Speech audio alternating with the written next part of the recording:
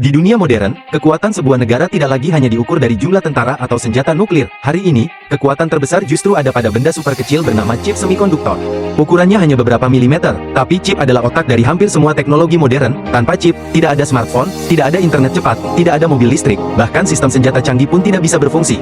Dan karena itulah, chip kini menjadi medan perang paling panas antara dua raksasa dunia. Amerika Serikat selama puluhan tahun menjadi pemimpin teknologi global, bukan hanya karena mereka memproduksi chip, tetapi karena mereka menguasai desain, software, dan teknologi paling canggih. Perusahaan-perusahaan Amerika seperti Nvidia, Intel, dan AMD mendesain chip paling kuat di dunia, terutama untuk kecerdasan buatan dan superkomputer. Bahkan mesin untuk memproduksi chip tercanggih pun tidak bisa dibuat sembarangan. Teknologinya dikontrol ketat oleh negara-negara sekutu Amerika. Artinya, meskipun chip diproduksi di berbagai negara, kunci teknologinya tetap berada di tangan Amerika dan sekutunya. Di sisi lain, ada China. China adalah pasar chip terbesar di dunia. Mereka membutuhkan chip dalam jumlah masif untuk pabrik, kendaraan listrik, jaringan 5G, AI, dan militer. Masalahnya, selama bertahun-tahun China sangat bergantung pada chip impor, terutama untuk chip kelas atas yang digunakan dalam AI dan sistem pertahanan. Bagi Amerika, ketergantungan ini dianggap berbahaya, karena di masa depan, chip bukan hanya soal bisnis, tapi soal keamanan nasional dan dominasi global. Ketegangan pun dimulai, Amerika mulai membatasi ekspor chip canggih ke China. Perusahaan-perusahaan China dilarang membeli teknologi produksi terbaru,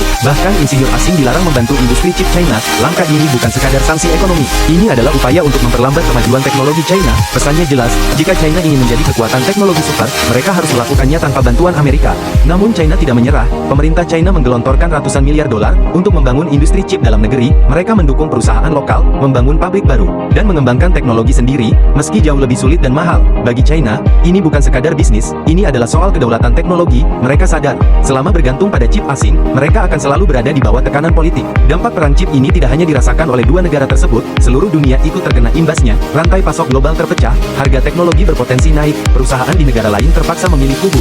Beberapa negara melihat ini sebagai ancaman, yang lain justru melihat peluang untuk membangun industri chip sendiri. Dunia mulai bergerak menuju era teknologi yang terfragmentasi. Pertanyaannya sekarang, siapa yang akan menang? Amerika unggul dalam teknologi mutakhir dan inovasi. China unggul dalam skala produksi, pasar, dan ketahanan industri. Tidak ada pemenang yang jelas. Yang pasti, perang ini tidak akan selesai dalam waktu dekat. Ini bukan perang senjata, ini bukan perang tank dan misil. Ini adalah perang chip, perang teknologi yang akan menentukan siapa yang memimpin dunia di abad ke-21. Follow dan subscribe channel ini agar tahu info menarik lainnya. Terima kasih.